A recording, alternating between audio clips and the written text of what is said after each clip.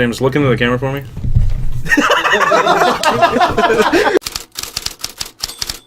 All right, live from Blighttown, we're here with another episode of Klungtube Weekly, where we talk about the latest and greatest in gaming and nerd culture. I'm Justin, your host today, and I'm here with Michael. I'm Michael. And James. James. And today's topic for the day is what we would like to see in video games.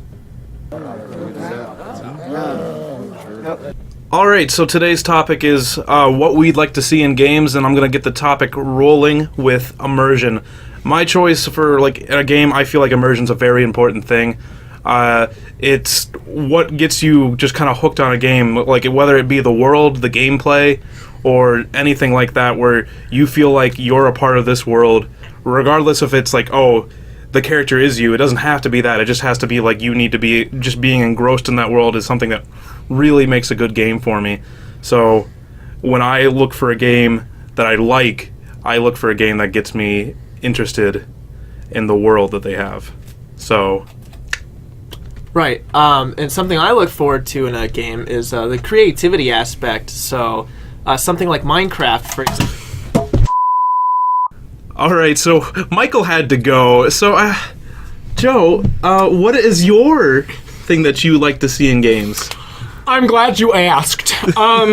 So I thought that a really important thing about a video game would be plot. So I'm very much big on storytelling. It's not to say that I don't play video games that don't necessarily have a story, but for me, story is what drives me to want to play a game continuously.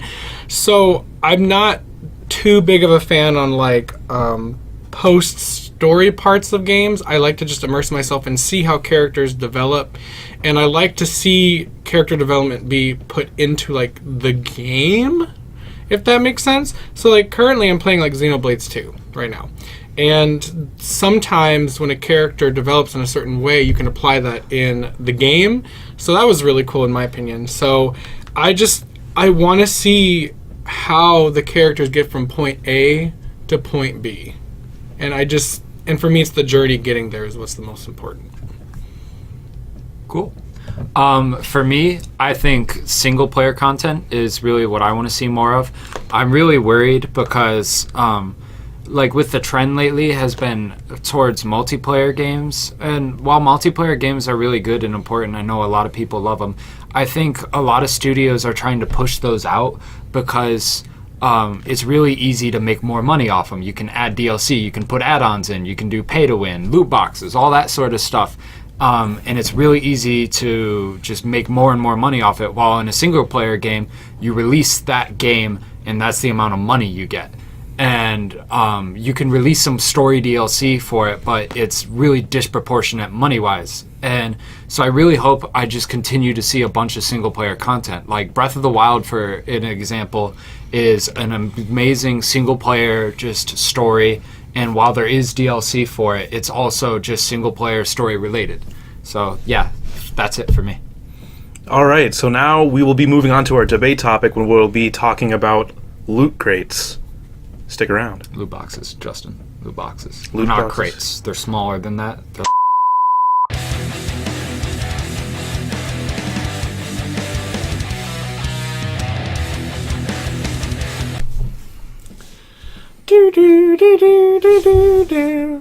What happened to Michael? I don't even know anymore. Man, Joe, you know what? Can you stop at the Sonic? You want to go look for Michael for me? Whatever. Thanks, Joe. Thanks, Joe. You don't pay me enough for this. Take one for the team. We don't get paid.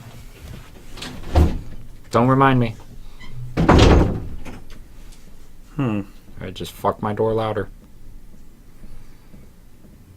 I wonder how long we're going to be waiting here. I don't even like Michael. Why do we even keep him? I don't know. Oh, Jesus. What I missed? Michael? Michael? What? What have you been doing down there? What? What were you doing down there? What are you talking about, dude? You're just under the table, Michael. What table? This one right here. Michael. Table. Got it. Table. Got it. Well, now that you're here, I got an idea. Okay.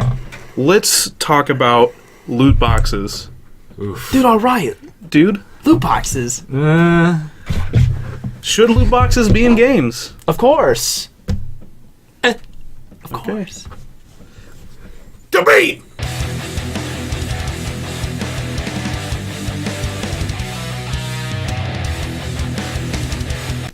Alrighty, we're here for the debate.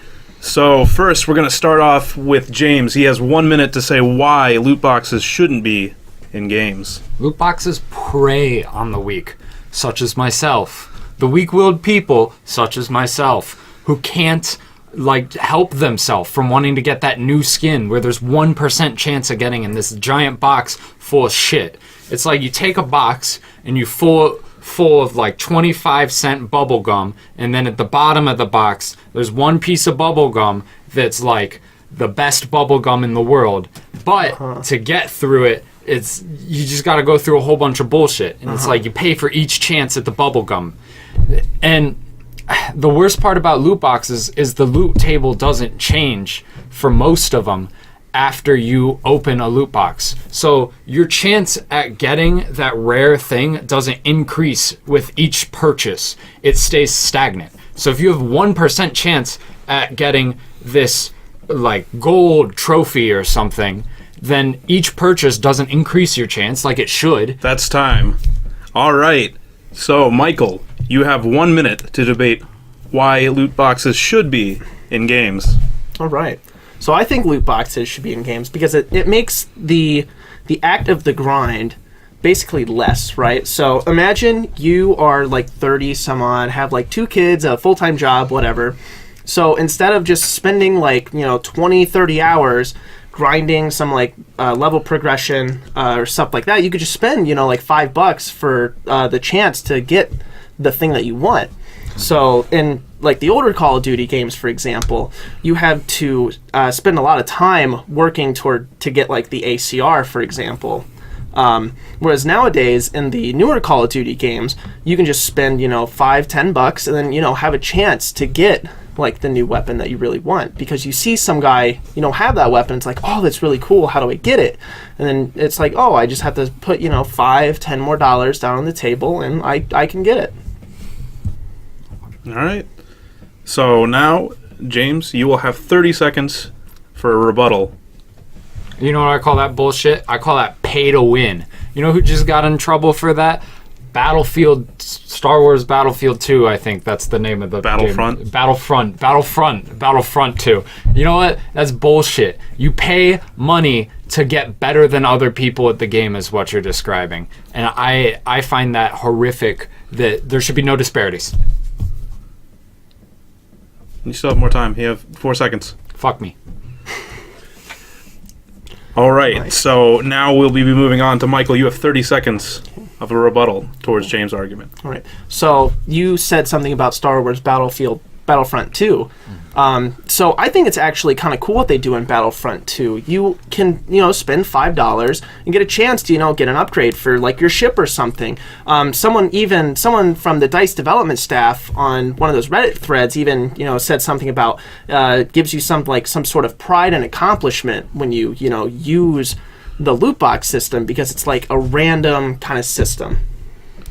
All right, and that is time for Michael, and that will conclude today's debate and this week's episode. Put down in the comments down below who you thought won.